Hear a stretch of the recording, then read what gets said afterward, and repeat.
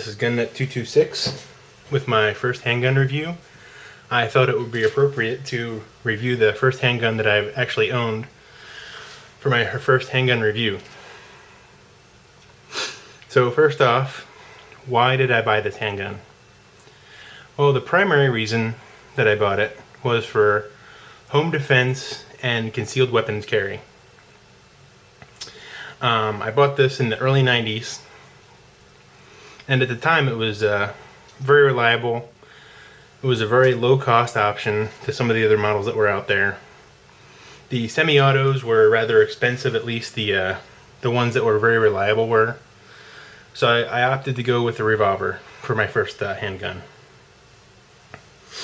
It eventually did evolve into another role when I acquired my first service weapon, which was the Smith & Wesson 40F. It went into the backup role, and after that I replaced it with another small semi-auto. I believe it was the Smith & Wesson 9M. It was a 7-shot, I believe, 9mm. And I might review those a little bit later. If I think I still have at least one of those. I'll have to find it in the gun safe. Anyway, digress. The Taurus 85 was a very reliable option in the early 90s, and today it still stands true, I believe, in the ultralight series that they have, and they have various models. I believe at the time I only had a couple models, and this is the one that I got. I guess first of all, since it was considered my concealed carry weapon, weight was very critical. And compared to today's options, this is a very heavy gun. So let's see what it weighs in at. Weighs in about 22 ounces, 22.0 ounces according to the scale that I have here. Which isn't too bad, I guess, but compared to modern days, and I think the ultralights come in like 14 something ounces. So it's a huge difference. This is the 38 special model. If we can see that here. It's the Taurus name on this side.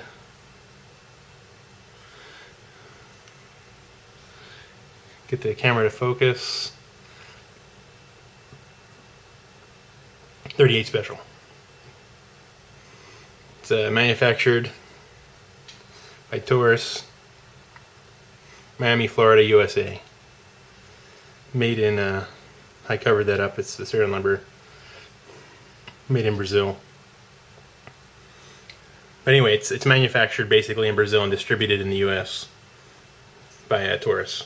Or at least it was. I'm not sure about what's going on these days with those guys. Like I was saying before, it's a basic 5-shot. You got 5 rounds to get the job done. If you can't get the job done in 5 rounds in close quarters, you're going to have bigger problems on your hands in most cases. So the 38 special round is pretty decent. Here I'll show you what I'm currently using these rounds. These are, I don't know how well that's going to focus. These are Federal 38 Special plus Ps. So it's really got some, they're hollow points. They really got some knockdown power. There's a lot more recoil involved with that. But overall, it's a very powerful round in close quarters, under 7 yards or under 7 meters. It's not really going to matter. This gun is very accurate. It's got a short barrel. Which kind of goes to the next point that I have. The gun doesn't really fit my hand in its current capacity. My pinky kind of slips off the handle a little bit. In the past, that hasn't been really an issue, because this was my concealed carry piece for a few years before I upgraded and got into my service weapon. So the smooth actually wood did very well for me because it didn't grab my shirt, and this provided really basically no real traction. You can see some construction workmanship issues here. The seams don't really meet all the way up and down, which is a little bit disappointing. But you know what? It hasn't really failed me. There's probably over 1,000 rounds or more than that through this, couple thousand rounds. I haven't cleaned it in a while. You can see it's kind of dirty. I haven't been really using it. It's kind of like a backup that I have to my current home defense weapons that I keep on hand. You can see there might be some little bit of rusting maybe, which I really need to clean this guy up.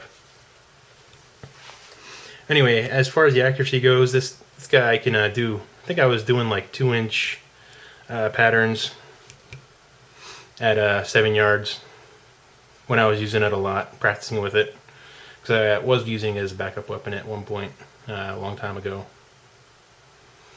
As far as the ergonomics, this release here is kind of nice. You can see it's got some nice stippling on there, and it's got a nice little positive.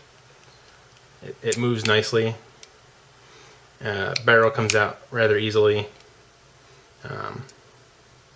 So it's nice. It's a recessed. The ejects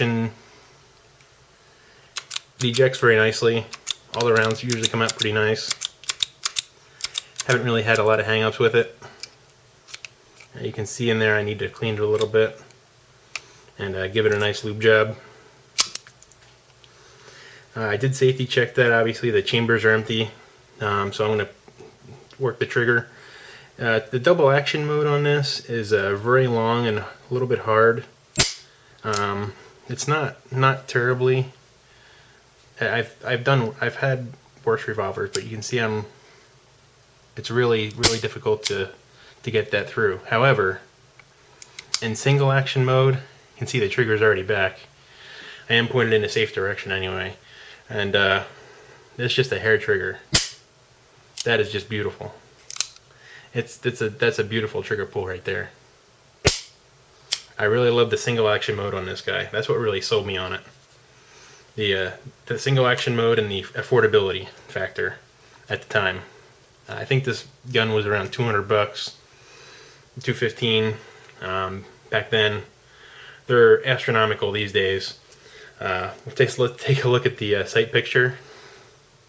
You can see it's just a real basic, low contrast, fixed sights in the back, fixed up front. I did like this because it didn't really snag on my clothes, although the hammer had that potential. I never really had a problem with it. I never really had to use it in a concealed carry situation, so I was very fortunate in that aspect. But I did practice with it, and it didn't really seem to be a problem. As far as accessories for this gun go, I do have an accessory here that I did have on for a little while, but then I took it off again. It's the Hogue grip. This actually gives me some more capacity for my fingers to get on. You can see at the bottom it extends it slightly, which is really nice.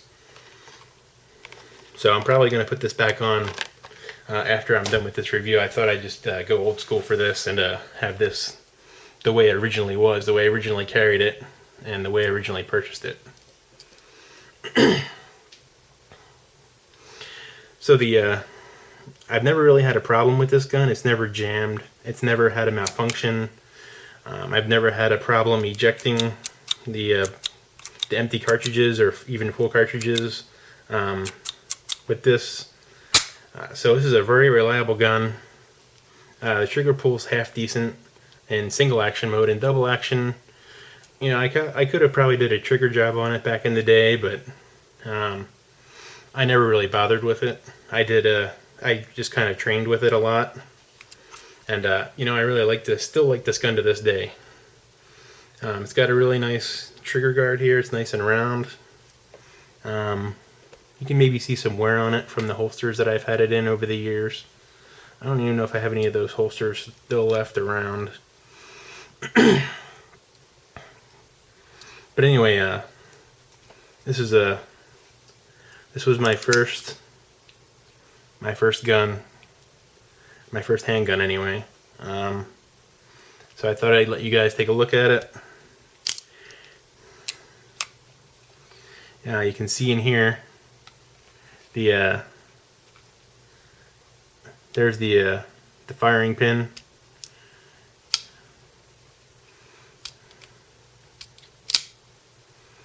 So you can see the action. It's very nice. Oh wait, see that there a little better.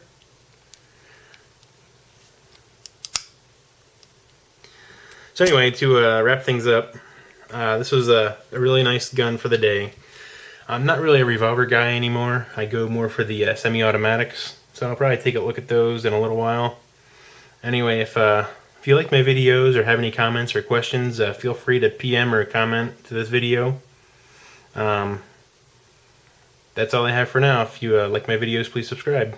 Thanks for watching.